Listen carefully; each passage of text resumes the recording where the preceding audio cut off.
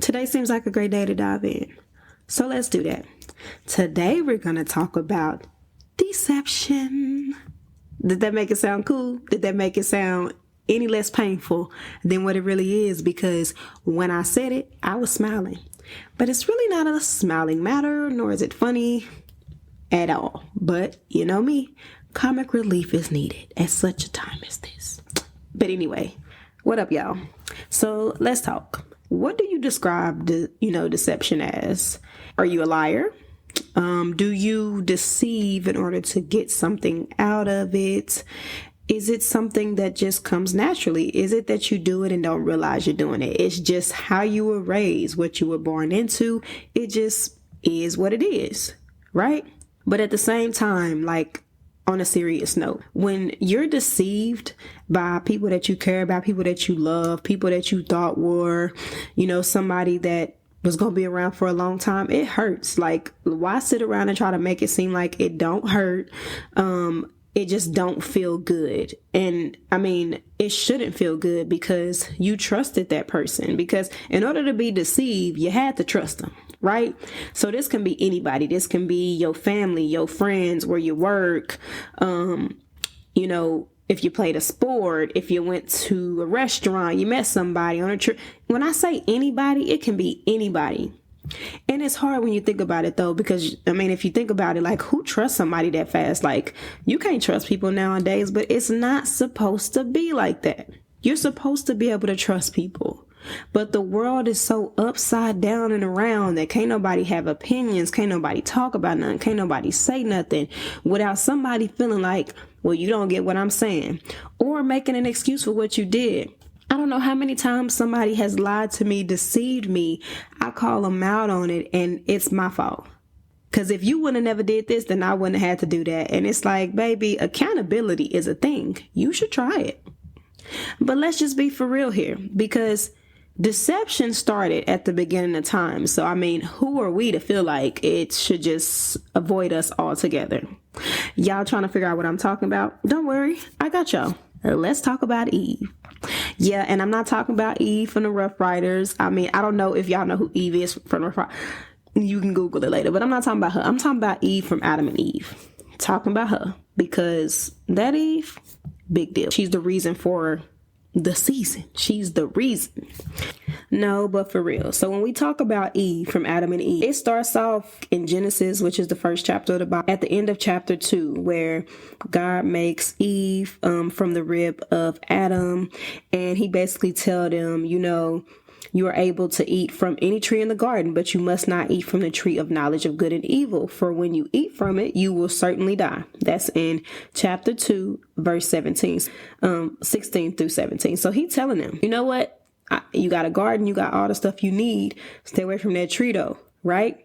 So here come the serpent starting in chapter 3. So I'm going to start at chapter 3, verse 1. And I'm going to go all the way to verse 13. So it says, now the serpent was more crafty than any of the wild animals the Lord God had made. He said to the woman, did God really say you must not eat from any tree in the garden? The woman said to the serpent, we may eat fruit from the trees in the garden, but God did say you must not eat fruit from the tree that is in the middle of the garden, and you must not touch it or you will die. You will not certainly die, the serpent said to the woman, for God knows that when you eat from it, your eyes will be open and you will be like God, knowing good and evil. When the woman saw that the fruit of the tree was good for food and pleasing to the eye and also desirable for gaining wisdom, she took some and ate it. She also gave some to her husband who was with her, and he ate it. Then the eyes of both of them were open, and they realized they were naked. So they sewed fig trees together and made coverings for themselves. Then the man and his woman heard the sound of the Lord God as he was walking in the garden in the cool of the day. And they hid from the Lord God among the trees of the garden. But the Lord God called to the man, where are you? He answered, I heard you in the garden, and I was afraid because I was naked, so I hid. And he said, who told you that you were naked? Have you eaten from the tree that I commanded you not to eat from? The man said, the woman you put here with me, she gave me some fruit from the tree, and I ate it. Then the Lord God said to the woman, what is this you have done? The woman said, the serpent deceived me, and I ate. So upon reading that, we see that the serpent deceived the woman. She said that he deceived her. It even talked about how she looked at the fruit and saw that it was good for the eye and that it would bring wisdom. So she heard everything he said, and she still chose to do what God told her not to do. She hid, of course, but when God asked her what happened, she said, the serpent deceived me, and I ate it. Here come Adam, though. Yeah, the woman you put here with me, the woman you put here with me, she gave me that fruit and I ate it, So Adam went straight to, it's her fault. It's her fault. She did it. Right. And Eve, knowing she did wrong, he deceived me and I ate the fruit. But at the same time, she was willing to even say that she did something wrong, even though she know that she was deceived. But Adam was willing to say that, it was on her. And sometimes we be having to take responsibility for things that happen, because we'll say all day, well, the reason I did this is because of that. And the reason why I went that way is because of this. And the reason this is because of that. Instead of owning what we did. Okay, you know that she was deceived. She gave you some of the fruit. You ate it because you didn't know. So you would sit here this whole time you didn't see. So, okay, let's say you found out after the fact, right? I ate from the tree of good and evil. You could have just said that I ate from the tree of good and evil, but that's not what it was. So you see, we have to be careful. We have to be careful what we allow in our minds. She allowed the serpent to talk her into doing something that God specifically told you not to do. He made you. He formed you. He said you can eat any of the fruit in the garden. Any of the fruit in the garden you can eat.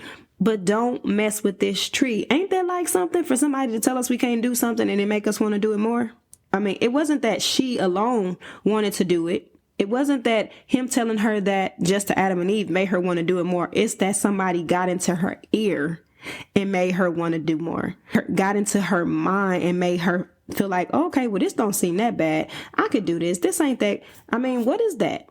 Why do we allow certain things and certain people to get in our heads and change what we know to be true in order to fit what we want to do at that time? We have to know that it's not okay with some of the moves that we make and some of the things that we do, and we try to use excuses to get away with taking accountability for what we're doing. But at the end of the day, if you do something knowing that you was deceived, knowing that you felt in your gut that it was wrong, knowing somebody told you not to do it and you did it anyway, where we at with that? What can be done about that? Where does the deception stop? I literally see stuff all the time. Well, politicians, they lie. They don't tell the truth about nothing. You got the news. All they do is switch up stories. You got your friends. Oh, well, she told me this one day and then she told this the other day. Then you got who you with. Oh, well, then you lie about this. You told me you was going to hear you. It's always something that has to do with deception. And it's like, why? Why can't we just be honest? I get we're sinful people. We sin. But why can't we just be honest about how we feel, about how we got to this place, about how we got to this situation, about how we are allowing everything around us to control how we move about our day? We let anything into our minds, and then we be wondering why we be feeling the way we feel. If you get on social media and all you see is stressful things, you're going to be stressed. If you get on different websites and different things, you see stuff that's not happening to you, but it's happening to other people, is it not going to make you feel some type of way? We allow things in our minds, in our hearts. We allow those things to come into our peace. We allow those things to come into where we are in our safe spots.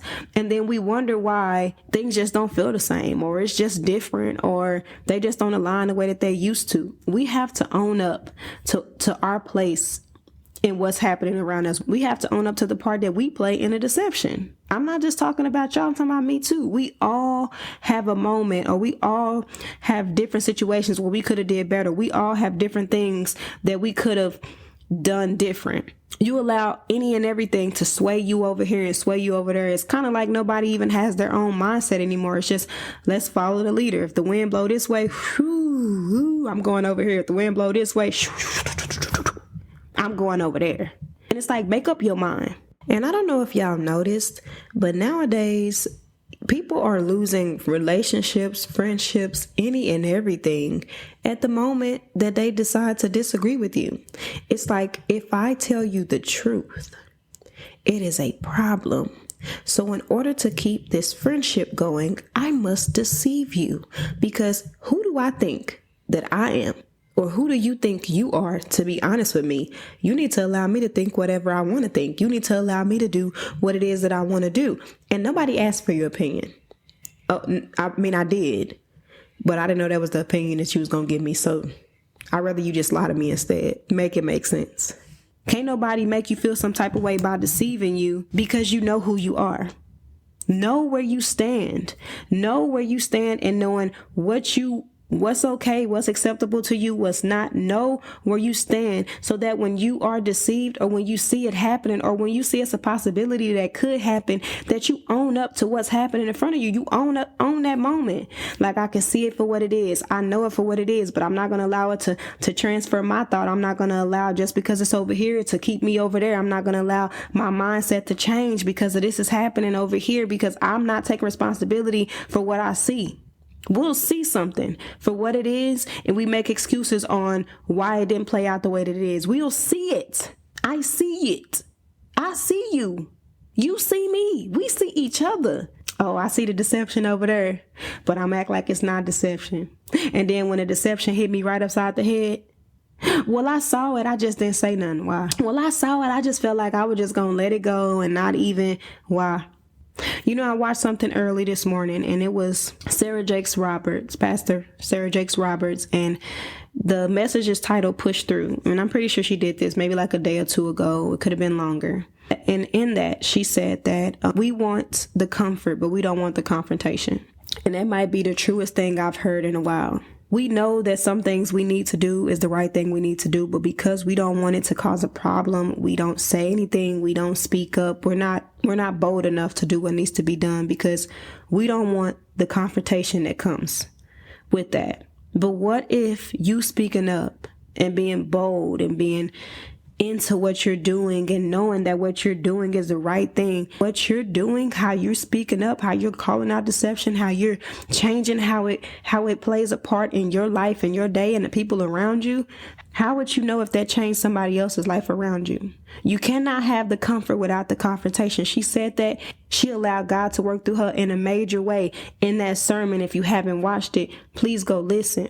Because we don't be wanting to push through. We just want to push stuff away and act like everything is okay and it'll just fall up like it's supposed to fall. Let the chips fall where they may. Like, nah, let's not let the chips fall where they may. Because the chips may fall to the right and I'm going to the left.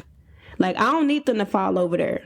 Like, that's not where I'm trying to be. I'm trying to be this way. We have to be able to call out things for what they are. We have to understand what deception is, but we also have to understand how we're allowing deception in our minds and in our heads and how we're letting things slide. So at the end of the day, we're kind of at the blame for some of the deception that's happening in our lives too, because we're not calling it out and being bold enough to speak out about it because we don't want what comes with it. It's okay to realize what it is. It's okay to realize what it was is not what you want it to be right now. It's okay to take it at face value and just understand, like, this is what it is. I don't have to hide behind the fact that I don't want it to cause a problem. I don't have to hide behind the fact that it just won't be the same, because at the end of the day, God is going to lead you in the way he wants you to go regardless. So if you got to go through all this confrontation to get to the comfort, and it might be rocky, once you get to the comfort, there's not going to be any doubt that it was God. There's not going to be any doubt that it was him that brought you through all those things that was going on in your life. So we have to be careful with what we allow in our heads. We have to be careful with what we stroll to. Watch the sermon with Pastor Stephen, when he said we be complaining about what we stroll to. We be looking at people post like, girl, we know she lying. Like, that is not true. Like, oh, here we go. Complaining about what we stroll to, but we stroll to it. We literally was strolling, looking, reading it. And then we got something to say. Nah, be quiet. You on her, you looking at it. You got to know where you stand in the world, because we all can be deceptive. We all can show a sign of it and not even realize we're doing it. It could be the smallest thing. There's always a way that we can be better with how we respond, sitting down, thinking about the response before we respond. Because that's another thing. A lot of the reasons why it comes off as deceptive is because we don't think before we speak. We just say what we gonna say real quick. We don't think about our answer. We just say it. And like I said, it can be the smallest thing or it can be the biggest thing. You determine that based off of who you want to be. You determine that based off of if you're cool with it or if you're not. It's up to you.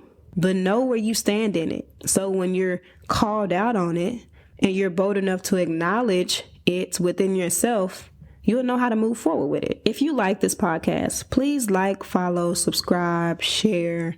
I'm new to this thing and marketing is a struggle for me, but I'm trying to get this out in the best way that I can, and whoever is led to this podcast is led to it. I don't want to overdo anything that I'm not supposed to be doing. I feel like God will bring the crowd if he wants to bring the crowd, and he'll bring the people that he needs to bring. I hope y'all enjoyed the podcast today. I love y'all, and I'll be back.